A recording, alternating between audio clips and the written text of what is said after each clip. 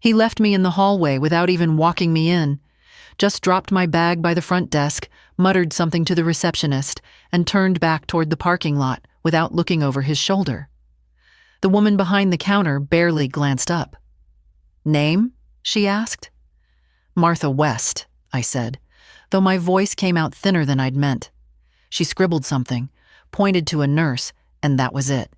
No welcome, no tour, no questions. Just like that, I was someone to be shelved.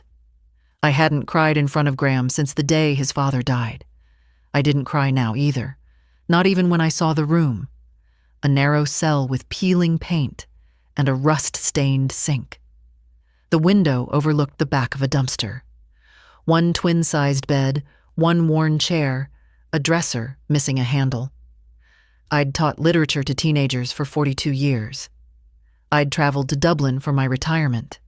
And now I was supposed to live here. In this. The nurse, a broad woman with tired eyes, pointed at the plastic bracelet on my wrist. "That's your ID," she said. "Don't take it off."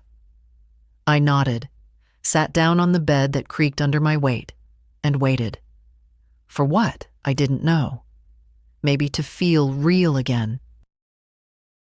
Dinner was served at 5 sharp.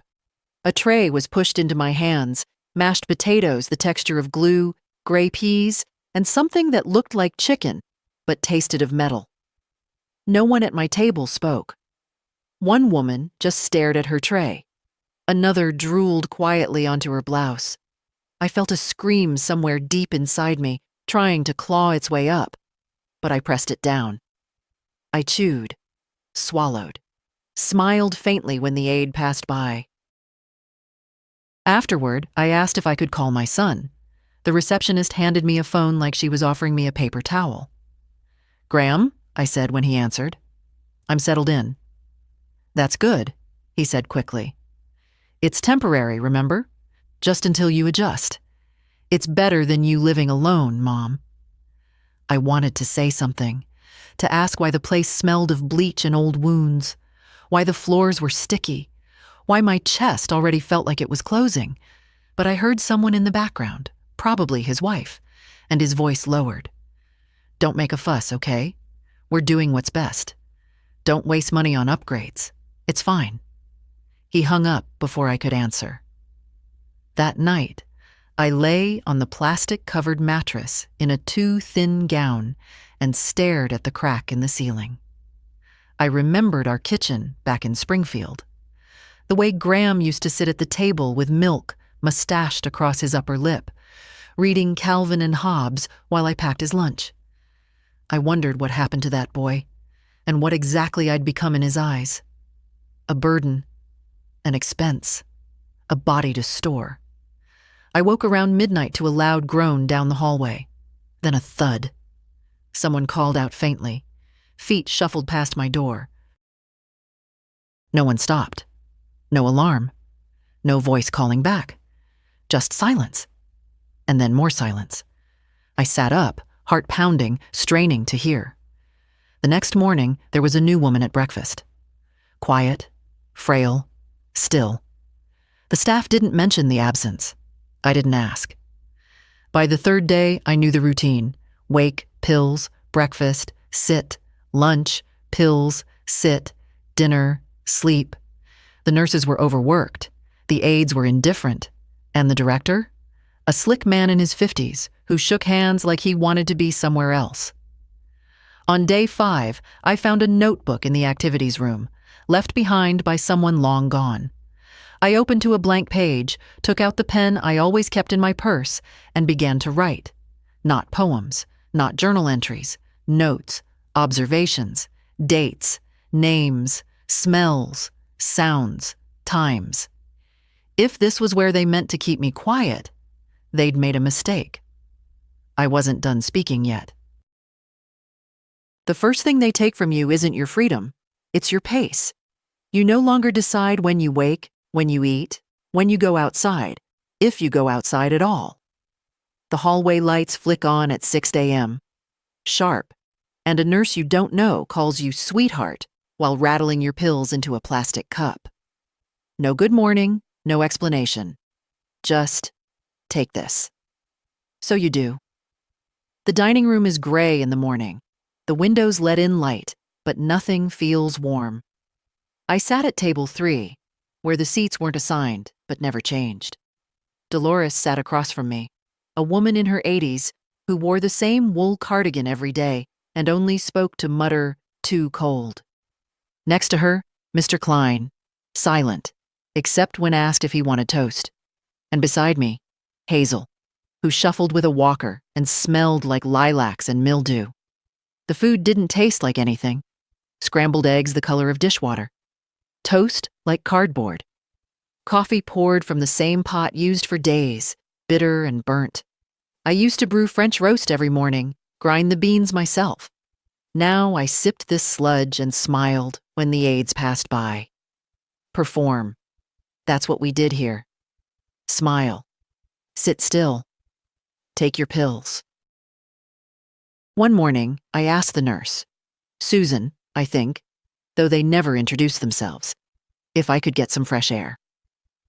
"There's a courtyard," she said, barely looking up. "It's locked unless someone's free to take you." "When will that be?" She shrugged. "Depends." I didn't ask again.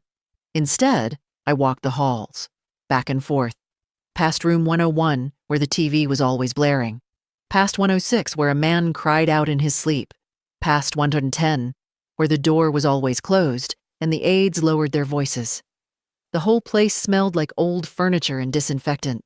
There were stains on the carpet, the wallpaper peeled at the corners. Once I saw a cockroach in the vending area. I mentioned it to the receptionist. She rolled her eyes. By the second week, I had filled 5 pages in the notebook. Names of the nurses, times they distributed meds, days when patients cried out and were ignored. I wrote it all. My handwriting was smaller now, arthritis in my fingers, but precise. Hazel noticed me writing one afternoon. "What's that?" she asked. "Just notes," I said. She nodded, then leaned closer. "You're smart to keep track." That same day, a woman named June was wheeled into our dining room. She had sharp cheekbones and thinning white hair. Her hands trembled, and she didn't speak. The aides whispered that she'd come from another facility that shut down. I watched how they handled her. Rough, rushed, like luggage. I started writing her name, too. That night, someone knocked on my door. "You need to keep your door closed," said a young aide with a ponytail. "Management policy." "Why?" "It's just safer." "For who?" I asked.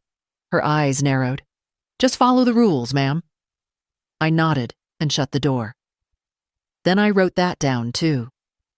In the weeks that followed, the small things added up. A man with bruises on his arm that weren't there the day before.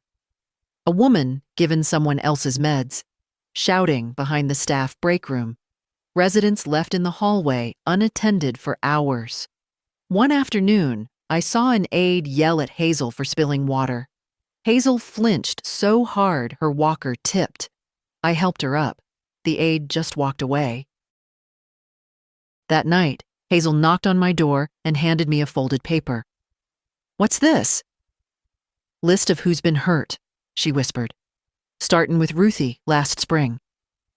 Inside were 5 names, dates, incidents. Some I remembered hearing about, others I hadn't. I looked up at Hazel. "You kept track too?" "Didn't know what to do with it. But maybe you do." I opened my notebook, gently inserted her list between the pages, and nodded. Something inside me had started to rise. Not rage, resolve. The first open confrontation came on a Tuesday morning after breakfast, when a nurse dropped my pills into my hand without a word. I'd noticed the dosage looked different. Fewer tablets, one of them a color I'd never seen before. "What is this?" I asked. "It's your regular meds," she said curtly, already turning to the next person. "No," I replied, holding the unfamiliar pill between my fingers. "I take lisinopril, metformin, and a baby aspirin. This..." I pointed. Isn't mine. She sighed, loud enough for the whole table to hear. They come pre-packed by the pharmacy. Just take it. I won't, I said quietly. She glared. Then you can wait until the supervisor checks it. Might take a few hours. That's fine. I didn't swallow it. I sat there with the small plastic cup in my lap until she finally walked away. After she left, Dolores whispered, "Last week they gave me blood pressure meds twice. My head spun for a day." Hazel leaned closer. "They change the nurse every month. No one knows who takes what. It's roulette." I added a new page in my notebook. Medication errors, cross-checks absent, residents receiving incorrect doses. That evening, I approached the front desk and asked to speak with the director. "He's in meetings," the receptionist said. "Every day?" "He's very busy." So I wrote that down too. The more I recorded, the more others began to notice. Quiet nods in the hallway. Someone slipping me a note folded inside a napkin. People who hadn't spoken in weeks started murmuring little things. Wrong meds, bruises, being yelled at, ignored. It wasn't just the building that was cracked. It was the system holding us all hostage. 3 weeks in, I started keeping 2 notebooks, one with fake poetry and scribbles I'd show if anyone asked. The real one stayed under my mattress, wrapped in an old tea towel I'd kept from home. I called it my ledger of indignities. Page by page, I documented it all. Broken walkers never repaired, residents bathed once a week, if that, bed sores ignored, meals served cold, families lied to. I still remembered the day Graham dropped me off, how he said it was just for a few weeks. I hadn't heard from him since. I left a message once just to see. "Graham, it's Mom. I'm here. Just wondering how you are." No call back. Maybe he thought out of sight meant out of mind. Maybe he thought I'd fade quietly, like wallpaper in a house no one lived in anymore. But I didn't fade.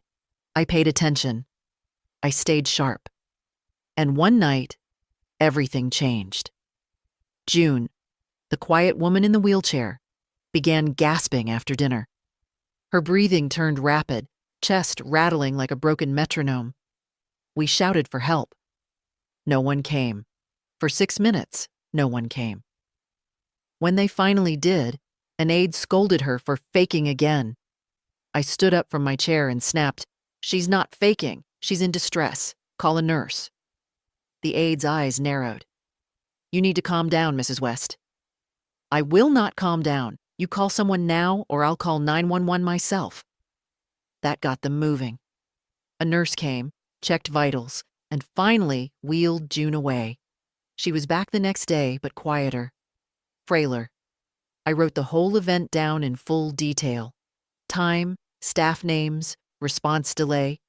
Then I copied it onto another sheet and folded it carefully. I was done waiting. It was time to find someone who could listen. Someone outside. But I didn't know who. Not yet. The first person who helped me without knowing it was a volunteer named Clara. She came in twice a week to read to the residents, mostly the ones who couldn't hold books anymore. Clara was in her 20s, always cheerful, with chipped blue nail polish and a canvas tote bag full of paperbacks. One afternoon, I asked her if she had any poetry. "I might," she said, digging into her bag. "What you like? Frost? Dickinson?" "Bishop," I replied, "if you have it." She smiled. "Good taste." We sat in the activity room where the TV blared reruns no one watched. Clara read aloud while I pretended to listen. In reality, I was watching the hallway. One of the nurses wheeled a man into the wrong room and left him there. Another aide dumped a tray of food onto a table and walked off without helping a woman sit up. Clara paused. "You okay?" "I'm fine," I said. "Just thinking." When she finished reading, she helped gather the books and offered to walk me back to my room. On the way, I asked her, Are volunteers allowed to use their phones here? She looked surprised. Yeah, why? No reason, I said. Just wondering. That night, I asked Hazel if she had any family who visited. She shook her head. Used to? Not anymore. Anyone who might believe you if you told them what's going on here? Hazel looked up slowly. Maybe my niece, Janine, but she's busy. Has a big job in Atlanta.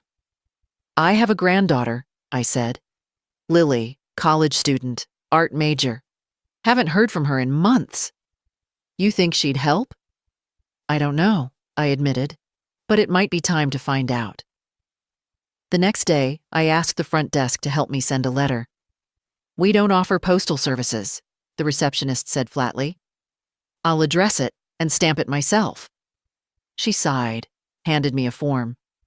Fill this out. We send mail once a week. I wrote Lily's name and address in my neatest cursive. I folded the note around one of my most detailed entries. The night June almost stopped breathing. I wrote only one sentence to Lily. If you want to know what's happening to me, read this carefully. Don't tell your father. 3 days later, she showed up. I was in the common room, pretending to do a crossword, when I saw her through the glass doors. Bright red scarf, oversized tote, paint-stained jeans. She hadn't changed since last summer, when she'd visited me in Springfield and asked about my old record player. Grandma, she said softly, stepping inside. I stood slowly. Lily. She hugged me, tighter than I expected. Is it true? She whispered. Everything you wrote? I nodded. She sat across from me, her eyes wide, her voice low. I Googled this place. There's barely any info. No reviews, no photos. There's nothing online because no one makes it out with energy to post, I said. But I've kept records. Names, dates, incidents. I have it all. Can I see? I hesitated, then handed her the notebook, still wrapped in the tea towel. She flipped through, page after page, her expression darkening. Grandma, this is huge. Some of this is illegal. I know. Lily looked up. I have a friend whose aunt is a legal intern. She works at a law firm that handles elder abuse cases. My breath caught. I'll ask her what to do next, she said. We won't be quiet about this. I felt my hands tremble. Not from fear, something else. For the first time in months, I felt a breeze of air crack the suffocating stillness. A door was opening. It happened on a Thursday night. I was already in bed, reading one of the paperbacks Clara had left. Something about a woman who reinvents her life at 70, when I heard it. A groan, low, guttural, then a sharp cry. I sat up, heart pounding. The hallway was dark except for the weak glow from the nightlight near the medicine cart. Then another sound, more urgent now. A name, maybe. June's voice. Strained, panicked. I threw on my robe, opened the door quietly, and stepped into the hall.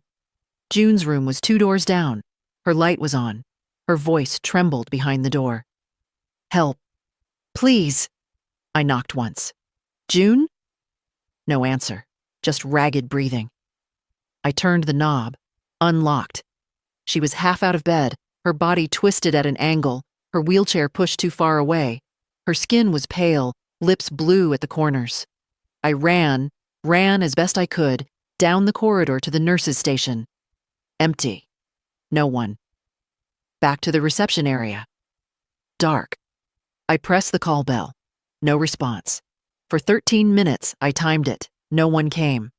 I counted every second in my head.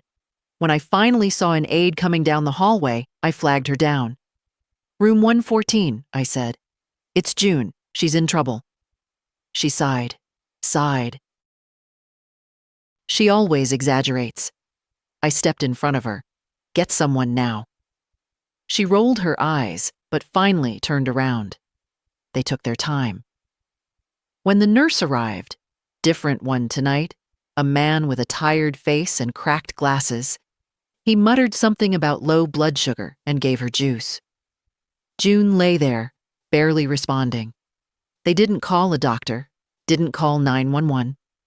I stayed with her after they left, holding her hand, watching her chest rise in shallow waves.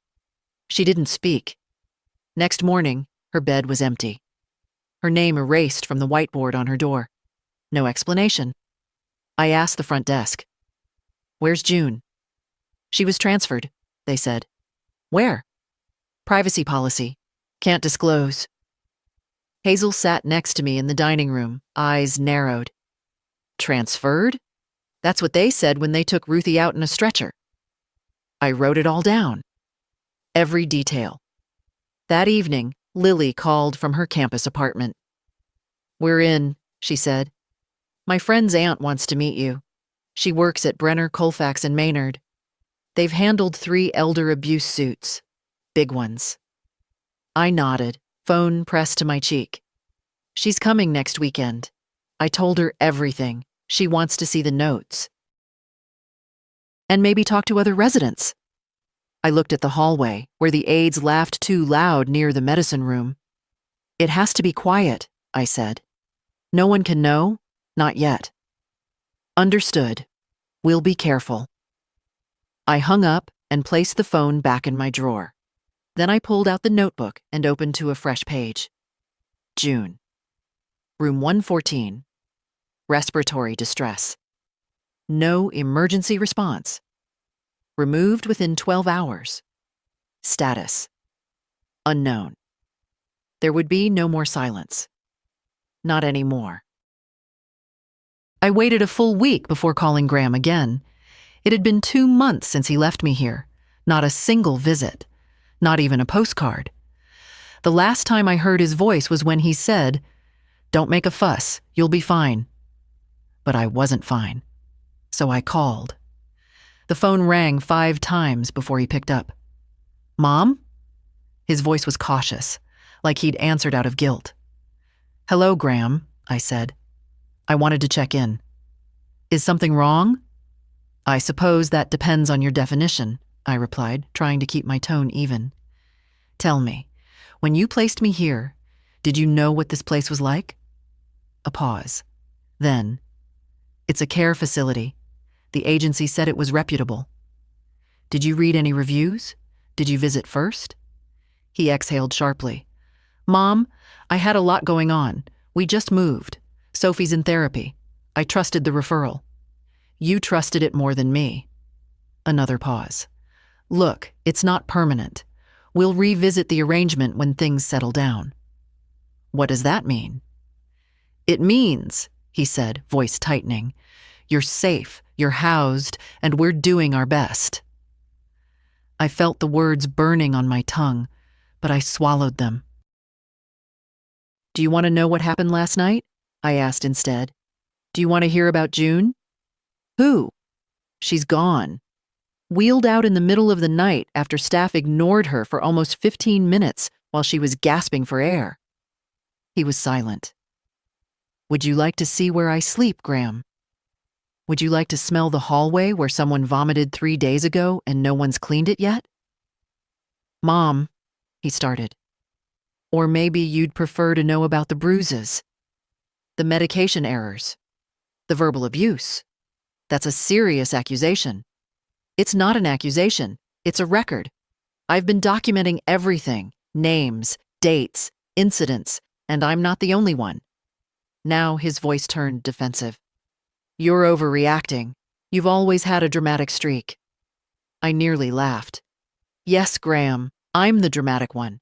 Not the son who left his mother in a for-profit warehouse for the elderly and called it compassion. You don't understand the pressures we're under. And you don't understand what it feels like to be discarded." He didn't respond.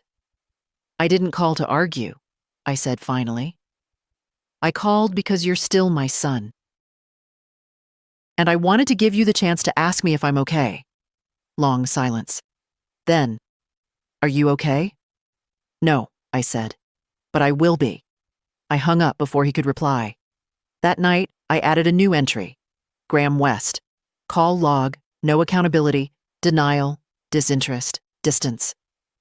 Hazel knocked a few minutes later. You okay? I'm tired, I said. She looked down at the notebook in my lap. Still writing? Every day. Hazel sat beside me. You think they'll listen? I looked her in the eye. If they don't listen to us, they'll listen to a judge. The notebook had become more than a record. It was a weapon. I kept it wrapped in that old tea towel, hidden under the cushion of my reading chair. Not because I feared losing it. I feared them finding it. In here, documentation was dangerous. Silence was expected.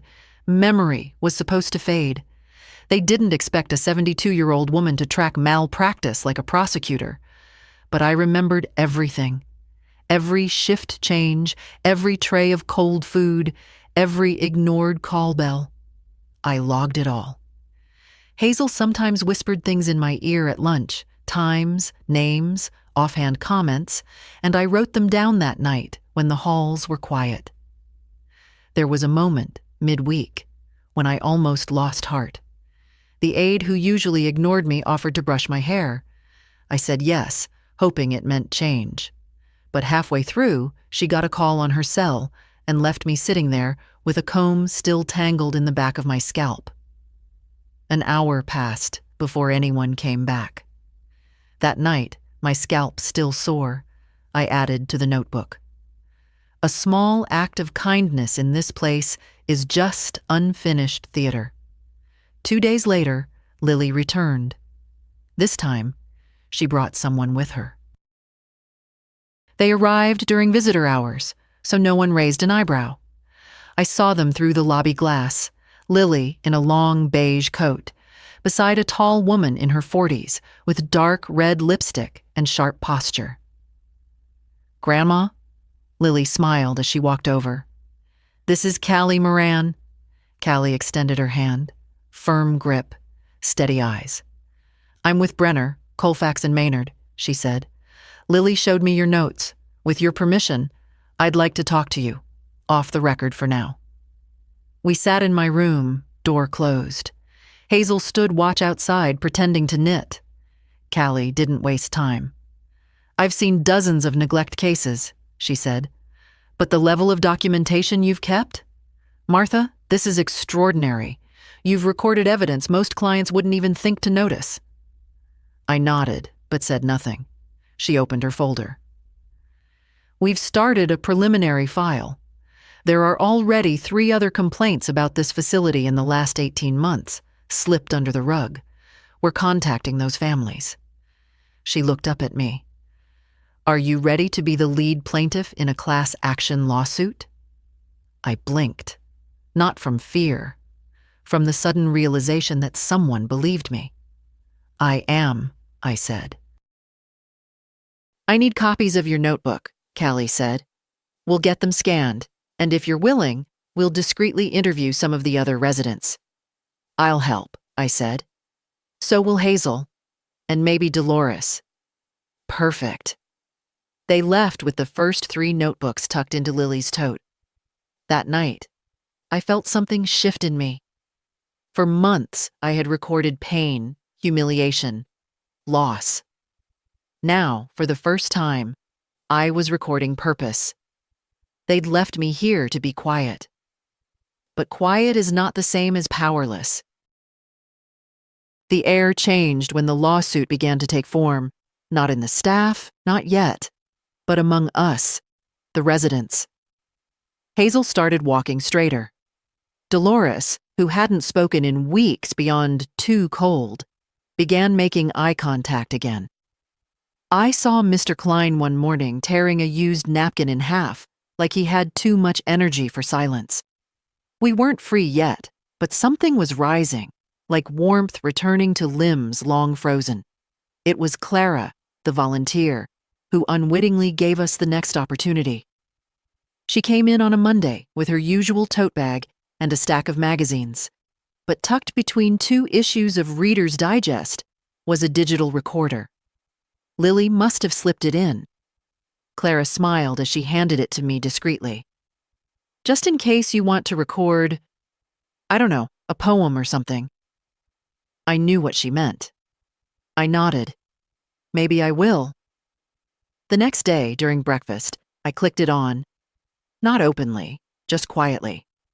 Placed it beneath my napkin as the staff moved around, voices clipped and impatient. "Why is this toast always burned?" Dolores muttered. The aide didn't respond. Just plunked another tray on the table and walked off. Hazel leaned toward me. "That's Yolanda. She was written up last year for slapping a resident, but she's still here." I made a mental note of the name, the voice, the tone. Captured in real time now, not just ink. That evening, I met Lily by the outer fence. She stood on the sidewalk just beyond the courtyard wall. I passed her the recorder, under the guise of returning a paperback through the slats. She gave me a look. Pride, worry, something like both. And mouthed, "We've got it." 2 days later, Callie returned. She met with me, Hazel, and, quietly, Dolores, who nodded through most of the conversation but confirmed everything I'd written about her medication mix-ups. Callie had brought more folders, legal documents, affidavits. "You're building a case," I said. "We are," she replied, "and we're not alone anymore." Turns out another resident's daughter from 3 years back had filed a complaint about bed sores and untreated infections. Nothing came of it then. No one backed her up. But now, with our notes, our voices, our timeline, it was no longer one woman's word against a wall. That night, Hazel stayed in my room for a while. "I used to be a nurse, you know," she said quietly, "back before arthritis got to my hands.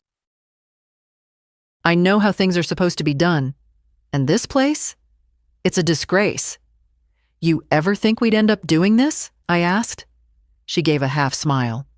"No, but it's about time someone did." I looked at the folder Callie had left behind. Lead plaintiff, class action, gross negligence. I never expected those words to follow my name, not in this life. But sometimes life hands you back your voice when you least expect it, and when it does, you don't whisper. You speak. Lily came again on a Friday, just after lunch, when the halls were quiet and most of the residents were napping in front of the blaring TV. She was dressed in black jeans and a navy sweater, hair pulled back, no makeup. She looked like she'd aged 5 years in the last month, but her eyes, sharp and steady, were more focused than I'd ever seen them. "I brought you something," she whispered, handing me a large manila envelope. Inside were copies of my notebooks, now printed, organized, and labeled. "Callie says we're filing the suit next week." I held the envelope in both hands. It had weight, substance. It wasn't just paper anymore. It was evidence. My life, translated into something that couldn't be ignored. "There's more," Lily added. "We found internal reports, state inspections that got buried. One cited minor sanitation concerns and inconsistent staffing patterns, but they never followed up." I nodded slowly. "How much can we use?" "All of it," she said. "And residents are coming forward, not just here. Other facilities owned by the same parent company." That surprised me. "They own more?" "7, she said. "Across the state, most under different names. But the business filings connect them." "Of course. Keep it fragmented, untraceable, not anymore." "I'm going to ask them," I said, "every single one here if they want to speak." Lily looked wary. "That's risky. If management finds out, they won't. I'll do it during meals. Quietly. No pressure." And I did. Over the next 3 days, I moved table to table, chair to chair. Not everyone was willing. Some were too frightened, some too confused. But a few listened. Dolores, Mr. Klein, a tall, thin man named Harold, who'd once been a professor of philosophy and still quoted Aristotle under his breath. "I don't want revenge," Harold told me. "I just want dignity. We all do. Lily compiled the statements into a growing file. She scanned every signature, time-stamped each quote. Callie called that evening. We're going public next month. After we file, the story breaks. A reporter from the Wilmington Chronicle wants to interview you. I'm not doing it for attention, I said. I know, Callie replied, but if you don't speak, someone else will, and it won't be from inside. I agreed to the interview. We met in the courtyard, the same place where I'd once been told no one was free to take me outside. Now Lily had arranged it. The staff looked the other way, probably instructed not to interfere. It was already too late for them. The journalist was younger than I expected, a man named Terrence who reminded me of a former student. Polite, quiet, carried a notepad he barely looked at. Why did you start writing everything down? He asked. Because everyone else had stopped looking, I said. Even my own son. Terrence paused. Do you want me to include that? You can, I said. But this isn't about him, not really. It's about all of us. I told him about June, about Hazel's list, about nights with no nurses, meals with no heat, pills given without explanation. He listened for over an hour. When he left, he shook my hand and said, You've got more steel in you than anyone I've met this year. I just smiled. I didn't feel like steel. I felt like something even harder. Truth. On paper. With names. Let them come. Mary died 3 days before the article came out. They found her slumped in her chair after breakfast, head tilted back, eyes wide open, tray still on her lap. No struggle. No sound. Just silence. The kind of silence that tells you something stopped that should never have been left alone. She'd been complaining of chest pain for a week, told the nurse twice, told an aide once. Each time they said they'd make a note. I checked. No notes, no chart updates, nothing. Hazel was the one who found her. I was across the room when I heard the scream. We weren't allowed to linger near the body. Staff closed off the dining hall and told us to return to our rooms. Respect the process, they said. I almost laughed. Mary had been kind. Sharp-tongued, yes, but kind. She once slipped me a butterscotch candy and said, Don't let them crush you. They're counting on your exhaustion. After they wheeled her out, I sat in my room for over an hour, too angry to speak, too sad to cry. Then I wrote. Mary Hill, room 117, complained of chest pain on 3 occasions, no record of response. Time of death, approximately 9:20 a.m., dining hall. Tray still full. Lily came the next day with a printed copy of the article. Front page, full column. My name in bold. Resident inside, a 72-year-old's fight to expose elder neglect. The piece quoted me, Hazel, even Harold. There were photos of the building, a diagram of the ownership structure, and a sidebar detailing the violations across all 7 sister facilities. I held the paper in my lap, like a brick of weight and memory. They're panicking, Lily said. The corporate office issued a statement. They're reviewing policies and taking the matter seriously. They didn't take Mary seriously, Callie called that evening. We're getting more plaintiffs, she said. Former staff, family members. It's spreading. I sat by the window while she talked. Outside, the sun was starting to lower behind the power lines, casting long shadows over the pavement. I wondered if Mary had seen that same light on her last morning. Your testimony will be next month, Callie said. You'll be our lead voice in the hearing. Is that okay? Yes, I said. But I'm not testifying for revenge. I'm testifying for the ones who never got the chance. Hazel knocked a few minutes later, carrying a cup of tea. She looked tired, pale. I keep thinking, she said, we should have done more. For Mary. We did what we could, I replied. Now we do more for the rest. She nodded and left. I sat with the paper in my hands, the photo of me blurred just slightly, but my words printed clearly below it. They thought we would fade. They forgot some of us leave ink behind. The day of the hearing began like any other. I woke before dawn, dressed slowly, carefully, in the navy skirt I'd saved for something that once felt like hope. Hazel helped me pin my hair. She didn't speak much, but her hands were steady, her presence firm beside me. I never testified in court before, I admitted. You've already done the hard part, she said. You survived long enough to be heard. Lily met us in the lobby. She looked sharper than usual. Pressed slacks, a structured blazer, no paint under her nails for once. She handed me a small envelope before we left. Inside was a photo, me and her on my porch in Springfield, one summer years ago. I was laughing, head tilted back, sun in my hair. She'd written in tiny script on the back, "You were never invisible. Not to me." At the courthouse, they took us through a back entrance. Less spectacle, Callie said.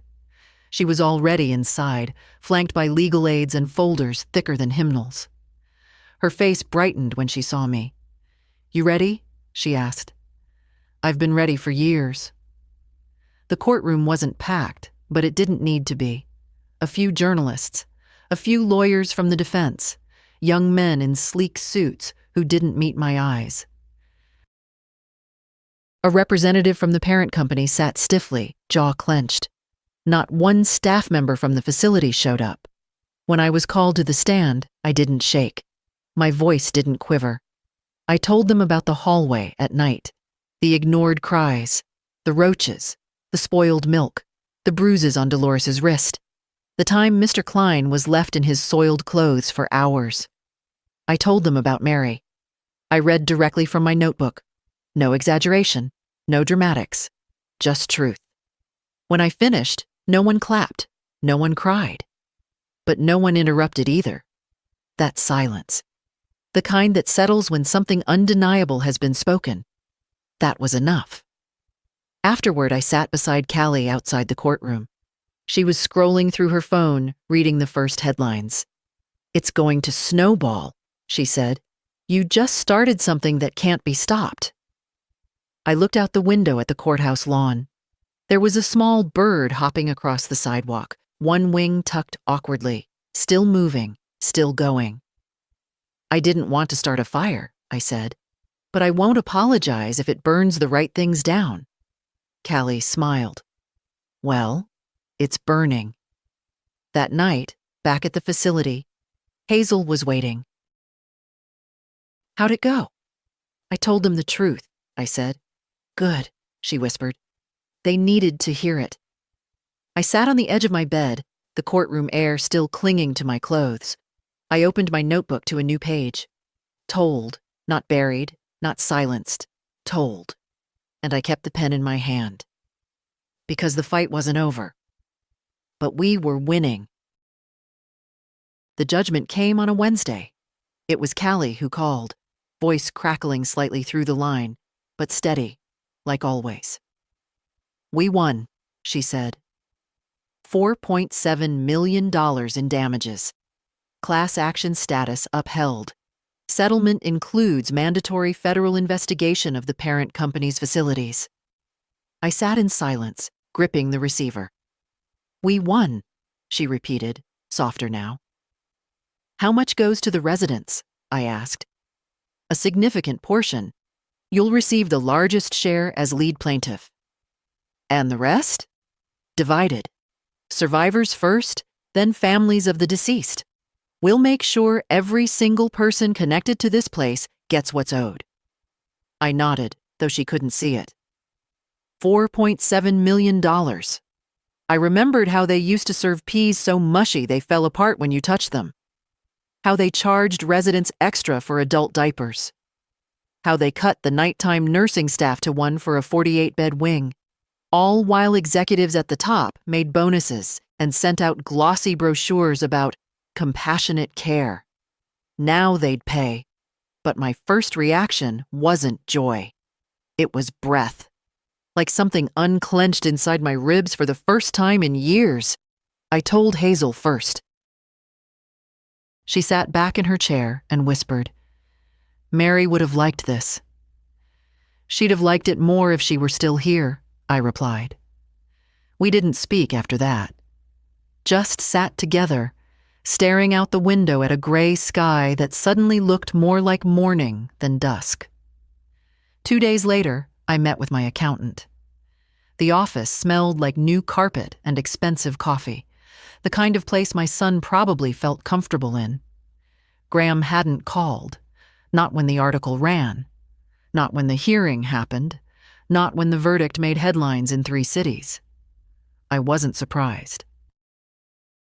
I told the accountant what I wanted. He blinked. "You want to buy the facility?" "Yes." "But why? You've exposed it. Shut it down. You've won." I looked him in the eye. Winning is justice, but buying it, that's restoration. He shook his head. "It's a financial sinkhole. You'd be responsible for repairs, licensing, inspections." "I've read the reports. I've spoken to architects and advocates. It can be done." He adjusted his glasses. "You're serious." "Completely." It took 4 months. 4 months of paperwork, negotiations, structural assessments. The parent company was eager to offload the property. Too much bad press, too many lawsuits pending elsewhere. I bought it under a new name. Hazel helped me pick it. The Rose House. Simple. Quiet. Something that sounded like care without pretense. When we reopened, it wasn't a nursing home. It was a residence. No locked courtyards, no hidden fees, no patients called sweetheart by people who never learned their names. We hired twice the staff, real nurses, real cooks, a part-time therapist. Clara came back to read twice a week, now on payroll. Lily painted a mural in the new gathering room, birds in flight, sky breaking open. The rooms were repainted in soft blues and greens. Each one had a real window, a bookshelf, art that wasn't mass-produced. One wall held photos of those who never made it through. Mary, June, Ruthie. Names below them, no captions, no euphemisms. Hazel moved into the corner suite. Dolores finally got the heated blanket she'd asked for months ago. And me? I didn't move out. I stayed. Not because I had to, but because it mattered that someone who remembered stayed close. People asked me why I didn't just take the money and walk away. I tell them this: because the only thing stronger than memory is witness. And I remember everything. We reopened quietly. No ribbon cutting, no press release, no local dignitaries shaking hands in front of cameras. Just a new sign, freshly painted doors, and a room full of old people who weren't scared anymore. We kept the bones of the place, walls, ceilings, floors, but everything else changed. The buzzers were gone. The intercoms were replaced with soft chimes. No one shouted names down hallways.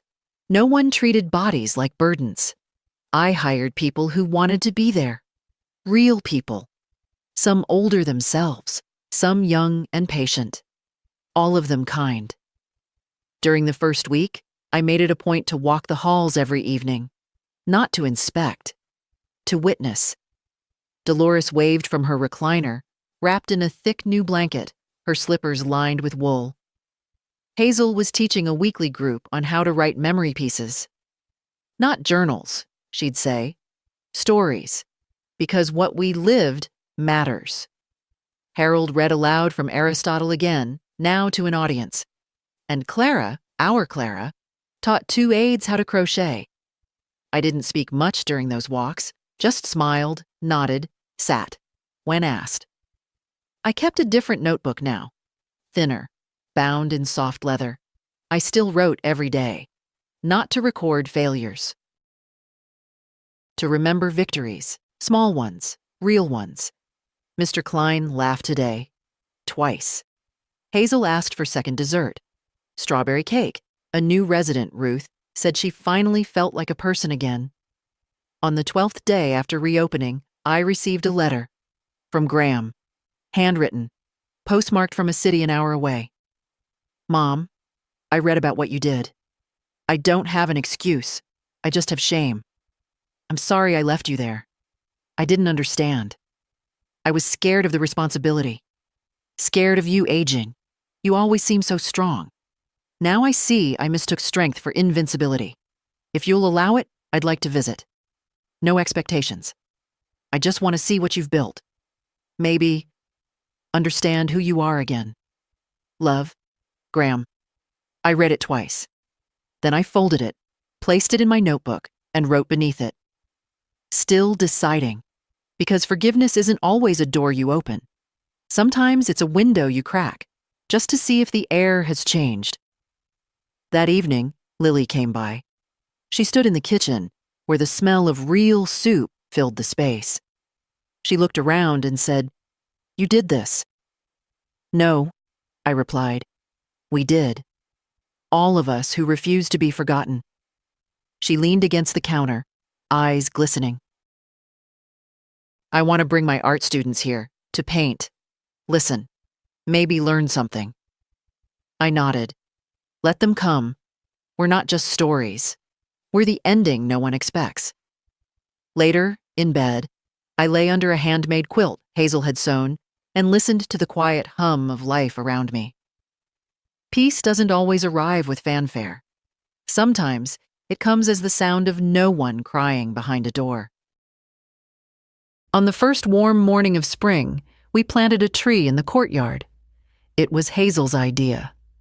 Not a plaque, not a bench, a living thing, something that'll keep growing even when we don't. We chose a dogwood. Simple, sturdy, white blossoms in April. The maintenance man, Paul, a gentle giant with old tattoos and soft hands, helped dig the hole. Clara brought gloves and lemonade. Lily came with her camera but only took one picture. "Just enough," she said. "The rest I'll remember." Everyone came out to watch. Even Mr. Klein, bundled in his sweater, nodded solemnly as the soil was packed in around the roots. Dolores whispered something over the leaves, an old prayer, maybe. Harold quoted Cicero. Hazel just stood there, hand on her cane, eyes closed. I didn't speak. Not because I didn't have words, but because the silence felt fuller than anything I could say. Afterward, we had cake, real cake, not institutional slabs, and music. Someone played an old Patsy Cline record. A few of us even danced, in small sways and steps, like memories moving through limbs that hadn't forgotten how. Later that afternoon, I sat alone in my office. A converted former supply room now painted pale yellow. It smelled like books and lavender. There was a knock. "Come in," I said. Graham stepped inside. He looked older, not in years, but in something behind his eyes. He held his hands too tightly, like he wasn't sure if he deserved to let them rest. "I wasn't sure you'd say yes," he said. "I didn't," I replied. "Lily did." He nodded, looking down. "This place looks nothing like before." "No, it doesn't. I read the articles. I saw the footage from the hearing. You were remarkable." "I was truthful." He sat across from me. There was a silence. Not heavy, not sharp. Just space. "I failed you," he said, voice thin. "I failed you when it mattered." "Yes." He looked up, flinching only slightly. "I won't ask you to forgive me. I just wanted to see the place you built. I didn't build it for you. I know." He stood, unsure whether to stay or leave. "Graham," I said, before he turned, "what are you afraid of now?" He hesitated. "That you'll never speak to me again."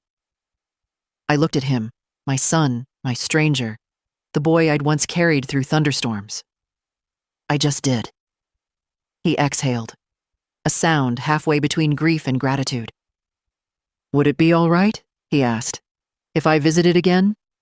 "Not for me." "For Lily. For them. The people here." "You may," I said. But next time, bring a book, or soup, or silence. We value all three." He smiled. It didn't erase the years, but it softened their edges. After he left, I stepped out into the courtyard. The dogwood stood tall in the sun, white blossoms flickering in the wind. Mary would have liked it. So would June. So would I. And I did. The last entry I wrote in my old notebook was not a list of grievances. It was a recipe. Hazel's peach cobbler, scrawled from memory, adapted for 2 people, then 4, then 20. She laughed when she saw it. "Now you're writing the sweet stuff," she said. I kept the notebook on a shelf in my new room, not under the mattress anymore, not hidden. The door didn't need to be locked these days. The danger wasn't inside the walls now, it was outside where people still thought silence was protection. It isn't. Silence is a rust that eats everything from the inside. But we spoke. And when we spoke, we didn't scream. We documented. We witnessed. We refused to disappear. That's what this place is now.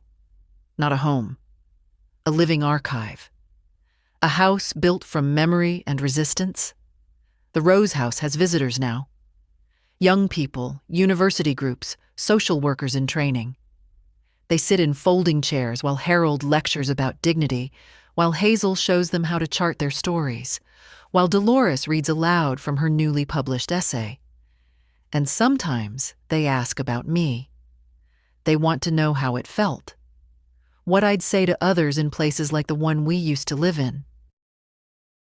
I tell them this. They will underestimate you. They will tell you you're confused, tired, dramatic. They will try to dismiss what you've lived as decay. But memory is not weakness. It's proof you were there. And no one gets to erase that. I still get letters from other residents around the country, some in facilities like the one we fought, some in their own homes, but just as alone. They ask what to do, where to start. The answer is always the same. Start with 1 page, 1 story, 1 truth written down. That's how we began. That's how anything worth saving begins. And to you, the one who's reading this now, maybe in your car after a visit, maybe late at night when no one sees you crying, maybe because you know someone who's too quiet lately. I want you to hear me clearly. Don't wait. Don't wait until it's too late to ask questions. Don't wait until your mother forgets your name or your neighbor stops answering the phone. Don't assume they're fine just because they don't complain. Go. Look. Listen. Ask. And if something feels wrong, write it down. Speak it. Stand beside them. Don't leave. Because we are not just old. We are not expired. We are not invisible. We are the living archive of everything this world forgets too easily, and we remember everything.